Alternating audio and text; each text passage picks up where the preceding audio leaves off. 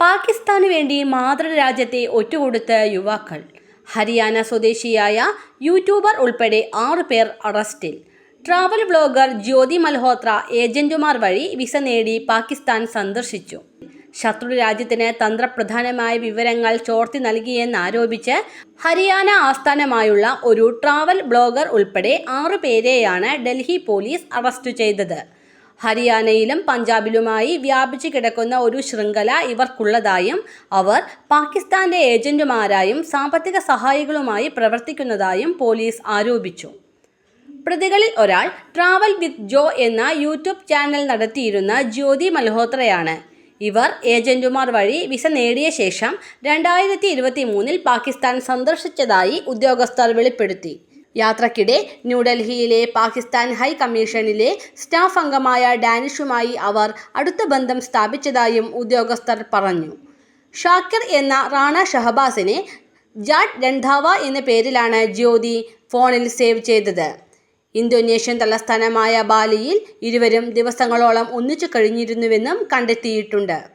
Indian സ്ഥലങ്ങളെക്കുറിച്ചുള്ള തന്ത്രപ്രധാനമായ വിവരങ്ങൾ അവർ പങ്കുവച്ചതായും social മീഡിയയിൽ പാകിസ്ഥാന്റെ പോസിറ്റീവ് ഇമേജ് പ്രദർശിപ്പിച്ചതായും അന്വേഷണ ഏജൻസി വ്യക്തമാക്കി.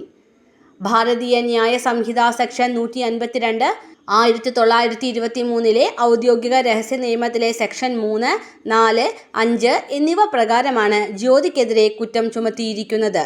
ജ്യോതിയെ കൂടാതെ പഞ്ചാബിൽ നിന്നുള്ള 32 വയസ്സുള്ള ഗുസാലയാണ് മറ്റൊരു പ്രതി. 2025 ഫെബ്രുവരി 27 പാകിസ്ഥാൻ വിസയ്ക്ക് അപേക്ഷിക്കാൻ ഗുസാല ന്യൂഡൽഹിയിലെ പാകിസ്ഥാൻ ഹൈക്കമ്മീഷനെ സന്ദർശിച്ചിരുന്നു. ചാറ്റുകളിലൂടെയും വീഡിയോ കോളുകളിലൂടെയുമാണ് ഡാനിഷും ഗുസാലയും പ്രണയബന്ധം ആരംഭിക്കുന്നത്.